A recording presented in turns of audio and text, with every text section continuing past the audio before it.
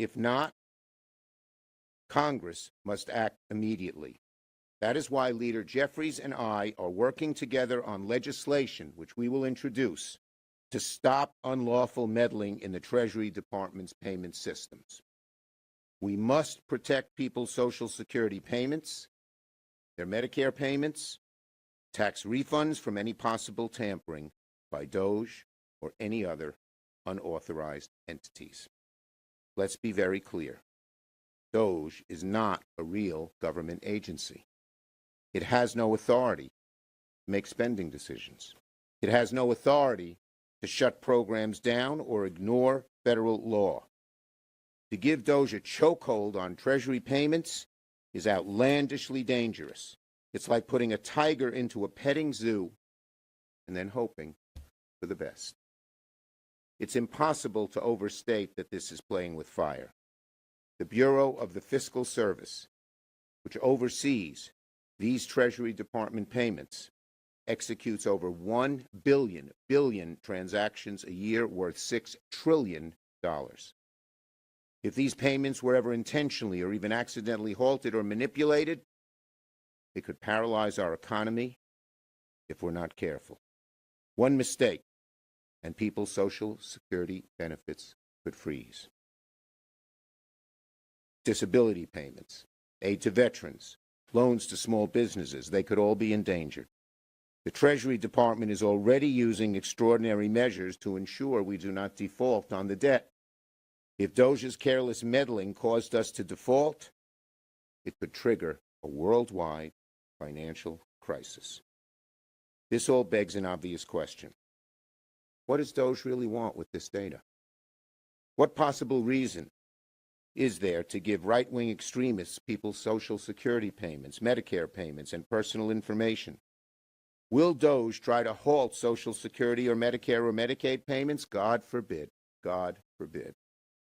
Will DOJ cut funding to programs approved by Congress that Donald Trump decides he doesn't like?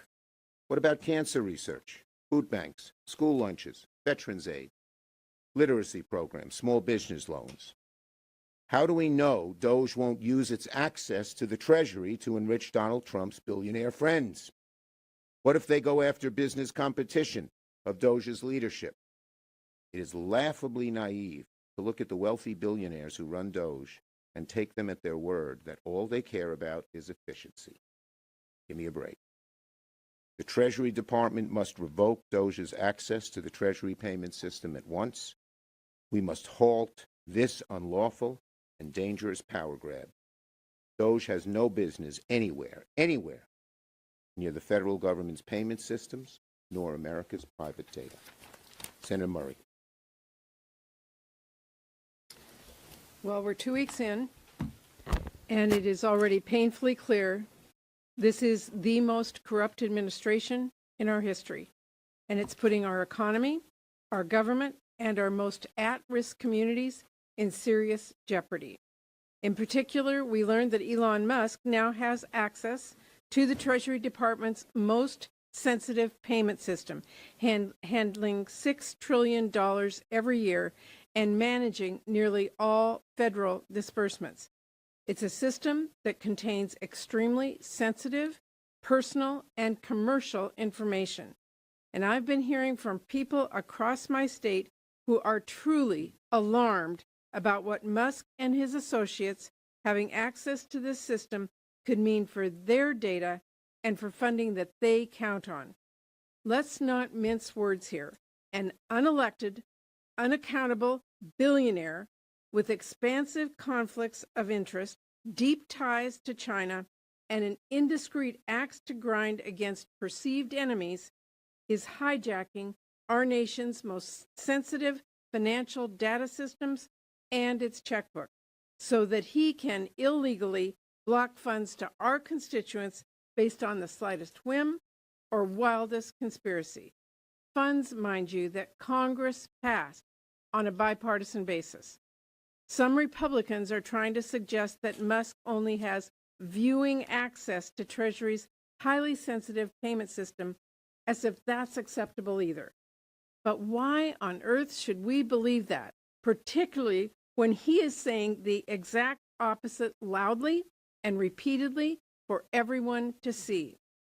What funds will Elon target next? Life-saving medical research? Housing assistance? Food banks? We already know he is falsely attacking faith-based organizations that help people and promising to cut off funds based off conspiracy theories. The world's richest man has vowed to cut off funding that helps the least among us? Think about that. And next, think about how many dollars he himself makes from government contracts. And the Trump administration is handing the keys of the Treasury to him. It does not get more blatantly corrupt than that. And let me underscore just how dangerous this is, because now that Trump has handed over Treasury's checkbook, what if Elon decides he doesn't like how Ford is getting federal funds to build an EV battery plant? What's next? All Elon has to do is say, oh, they're woke, and he can convince Trump to illegally cut off those funds. Maybe Elon will decide he doesn't like that Blue Origin and not SpaceX gets a contract, so he wants to gum up the works on their payments. Private corporations and competitors take note. And anyone who thinks that surely won't happen has not been paying attention. Now, make no mistake, Trump and Musk have absolutely zero legal authority to hold up any federal payments that are law. But that has not stopped them so far. This country is still reeling from the chaos of last week's blanket spending freeze, and Trump's illegal EOs to withhold funds are still not yet revoked. Trump and Musk have yet to find a law they think applies to them. That is not how things work in this country. We have a democracy. We have checks and we have balances, where the president is accountable to Congress, where we pass the laws and he implements them. But some of my colleagues across the aisle seem to be forgetting that our democracy doesn't work by magic. We have to do our part to hold the president accountable.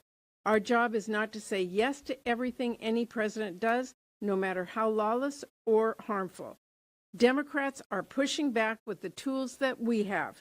We'll speak out, we will press this administration, we will open investigations, and we will demand accountability. The one tool we do not have is the majority in this Congress. So that means our Republican colleagues have to say enough. We need them to join us. We need them to stand up to the corruption and lawlessness and stand up for the people they represent. Ron. Thank you, Senator Murray. And I got horse flying all night, so no filibusters from me. Our finance investigators got confirmation from whistleblowers late Friday that the Treasury Secretary had turned the keys over to the Musk hatchet squad. And here's where we are now. It is clear that unqualified and unaccountable people have seized control of the flow of taxpayer funds and a trove of extremely sensitive data. They are seizing the tools you need for a coup. Their first target out of the gate wasn't anything to do with fraud or waste. It was a religious charity for poor people. If Donald Trump cared about improper payments, he wouldn't have fired the inspectors general. Nobody should fall for that bit of misdirection. Now, a few hours ago, Trump claimed that Musk only looks at payments and doesn't have the authority to shut any down. That's Donald Trump. It's pretty clear, folks, that Musk sees it differently. As Trump and Musk continue targeting Americans they don't like, there's nothing to stop them from cutting off Social Security, Medicare, or Medicaid, penalizing cities and states that defy Trump's illegal orders. And a lot of us care deeply, as our constituents do, about privacy. Musk has access to the personal information of hundreds of millions of Americans' bank accounts, tax data, Social Security numbers, home addresses. If people are creeped out, and you heard from Senator Murray how folks in the Northwest feel about this, Elon Musk and his hatchet squad having your bank accounts, your home address, social security number. Trust me, folks in the Pacific Northwest think that this is way out of bounds for government. The Musk hatchet brigade has infiltrated a gold mine of data that every foreign spy and every corrupt actor would love to see. It is a prescription for nightmares. Let's remember that Musk reportedly couldn't get a security clearance because of his financial ties to the Chinese government and his other foreign connections. That's the guy, folks, who's now got his hands on the personal data of hundreds of millions of Americans and some unknown number of businesses and groups. Last point, the Trump administration caused chaos in Medicaid and other services that are important to Americans last week when they shut down the primary payment portals to states and social service agencies. These are incompetent people. They don't care about the damage they're doing. And now they may be in charge of the tightrope walk the Treasury has to do to avoid defaulting on out of debt. We're one mistake away from economic catastrophe. Senator Murray, who are we going to next? Okay. Senator Warren. Thank you. Thank you. So I just want to be clear about what's going on here. The system that makes sure that your granddad gets his Social Security check, the system that makes sure that your mom's doctor gets Medicare payment to cover her medical appointment, and the system that makes sure that you get the tax refund that you're owed has been taken over by Elon Musk. And every organization from your state government that uses federal money on that bridge project to the local Head Start that takes care of little kids while their mommies and daddies go to work is now at the mercy of Elon Musk. Maybe you get paid, or maybe you don't, because now it appears that all of us work for Elon Musk. Elon just grabbed the controls of our whole payment system, demanding the power to turn it on for his friends or turn it off for anyone he doesn't like. One guy deciding who gets paid and who doesn't. It is not the law, but it is the reality. Now, there's a second problem here. It's not just payments from the federal government that are now in Elon's control. Elon and his handful of friends now have full access to your personal and financial information that's in the system. Your payment history, your social security number, your bank account numbers. Elon now has the power to suck out all of that information for his own use. Now, whether it's to boost his finances or expand his political power, it is all up to Elon. And there is a third problem. In order for this handful of programmers to gain access to our $6 trillion payment system, we don't know what safeguards were pulled down. Are the gates wide open now for hackers from China, from North Korea, from Iran, from Russia? Heck, who knows what black hat hackers all around the world are finding out about each one of us and copying that information for their own criminal uses. Donald Trump and his billionaire buddies are determined to take over this government to make it work better for themselves and worse for everyone else. And this is just the start.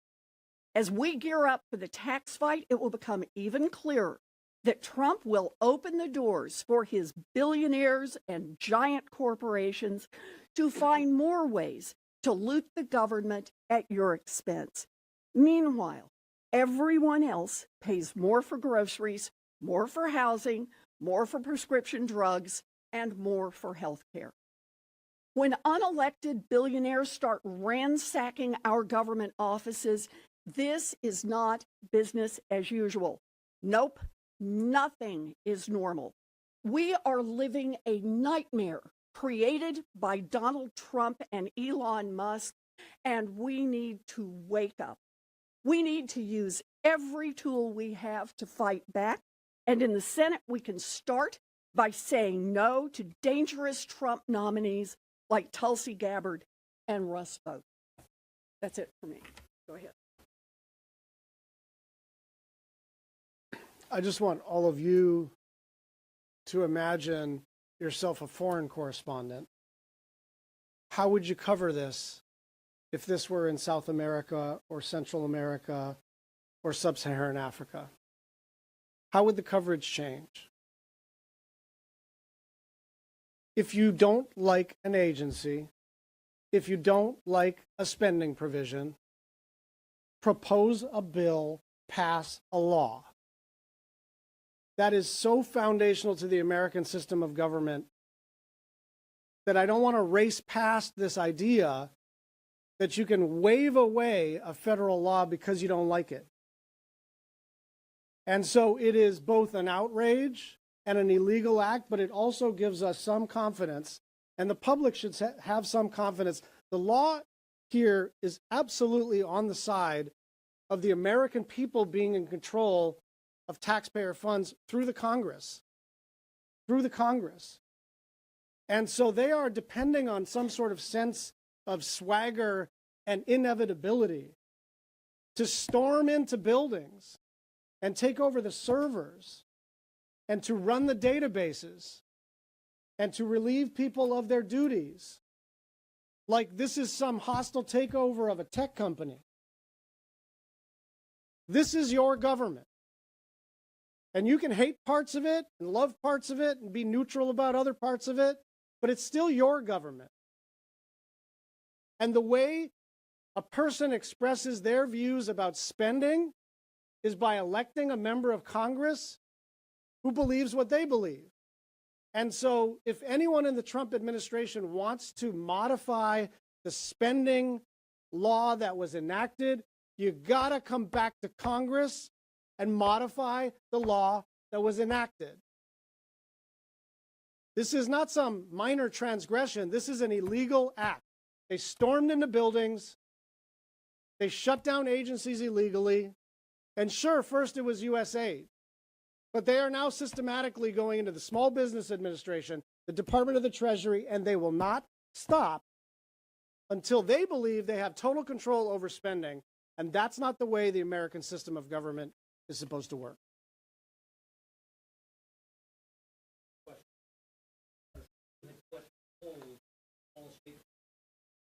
All of you, why not go to the mat? There's all these nominees on the floor. I know they're coming in and out of executive session on Russ vote. Why not, if you're so upset about this, and this is such a damning action down there, make them go through every single parliamentary hurdle, go in and out of executive session, put holds on every single nominee, and make this as difficult as possible. We are pursuing every action that we think we can do. But I will tell you this, we are here to pull the fire alarm. We are pulling the fire alarm. It is up to Republicans, who are the majority in Congress, who are passing these nominations, who are sitting silently by while Elon Musk goes into departments, into agencies, and takes your information. It is up to them to decide whether they want to get out the fire hoses or sit in the fire. And I think we know what they need to do, and we're calling on them to do that. Chad, one fact I know because you follow the Finance Committee, the filing season has just started, and we got word that Musk apparently doesn't agree with the Treasury Secretary. The Treasury Secretary said that he was going to allow direct file, this new approach that Senator Warren and a whole group of us have been after for years because we're the only Western industrialized nation that doesn't use this approach. And we've got to run this to ground, but it's our understanding that Musk is going after that. And if that's the case, that will be an immense burden on people who've already started to file their taxes. This is out of control and simply cries out for some accountability, and that's what we're focused on, and a bunch of us are on the tax committee and are already working on it.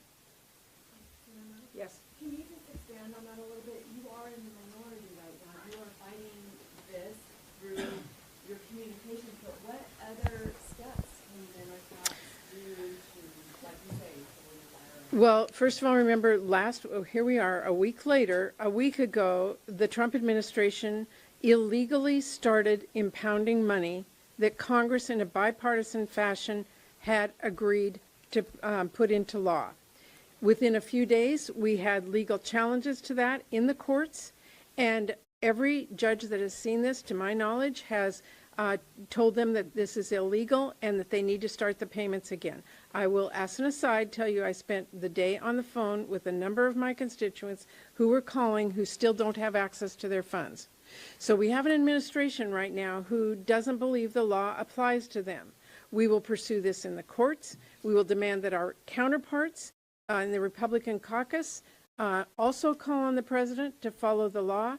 And we will again ask everyone out there to let your legislator know, use your voice to let your members of Congress know you will not stand for this. That's what changed last week. And that's One final thing on the procedural stuff. We're just not going to preview. We're just not going to preview all of our parliamentary moves. We have leverage. We don't have extensive leverage, but we're not without tools, and we will be using them, but we're not going to announce all of what we're up to today. Do any of you see the March 14th government funding deadline as a point of leverage? And if so, how do you plan to use it? Well, I don't know that it's a point of leverage. It's a fact. On March 14th, the government shuts down. Between now and then, we have to have an agreement, bipartisan, that goes through Congress, that is passed by the House and by the Senate. And what is giving me great pause right now is, what if we do all that and come to an agreement and, you know, we like some, we don't like some, but we voted in, and this administration says that's bunk. We don't have to go by that. So the level of trust is at the lowest I have ever seen it here in Congress, in our ability to work together, find a compromise, and get it passed. It is up to our Republican colleagues to stand up to this and assure us that an agreement and a law is real and that they will follow up with this. So yes, we're all worried about the government shutdown deadline of March 14th. No Democrat wants the government to shut down. We have all worked extremely hard to come to an agreement. We expect our Republican colleagues to stand up and work with us to get it done in a system of trust that this democracy is founded on. Senator Whiting, can you expand on how do you know Musk is trying to get into the direct filing for tax? Well, we've heard it several places. Mr. Kerry can get you some of the details, but yeah. And the point really is, it's almost government by whim.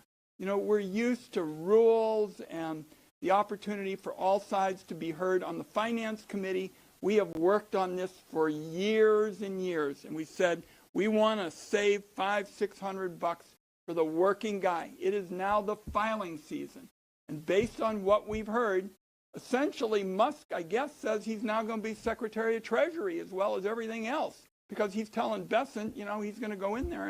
And Bessent told us in the Finance Committee, when I asked the question, he said it is on for this year, and people have started filing. Have you tried getting a hold of the Treasury Secretary? He certainly didn't consult with us. Under normal circumstances, the Treasury Secretary consults with the committee, and we've heard nothing from him on this. Can I ask a question about USAID? Last question, and we'll let Brian take it. Yeah. Now, your former colleague, Senator, now Secretary Rubio, said today of USAID, he said, my frustrations with USAID go back to my time in Congress. It's a completely unresponsive agency and it's supposed to respond to policy directives from the State Department, and it refuses to do so. I know that some of you all have good relationships with him. Have you tried to reach out to him today about USAID? Do you remember him talking about this when he was a member? Have you heard this from other Republicans? We've been in constant Senate. I've been in constant contact with Secretary Rubio about this. He's been obviously overseas, so a little harder to catch. Here's what I would say about that. If there is an opportunity to look at reform, I am all ears. I'm now the ranking member of the SFOPS subcommittee. Lindsey Graham and I had a conversation about the kinds of reforms that were being contemplated by the secretary, but we cannot have a negotiation when the whole agency is illegally shut down. If the agency is reopened, then we can start acting like adults again and have a negotiation, but right now they've illegally shut down all foreign aid.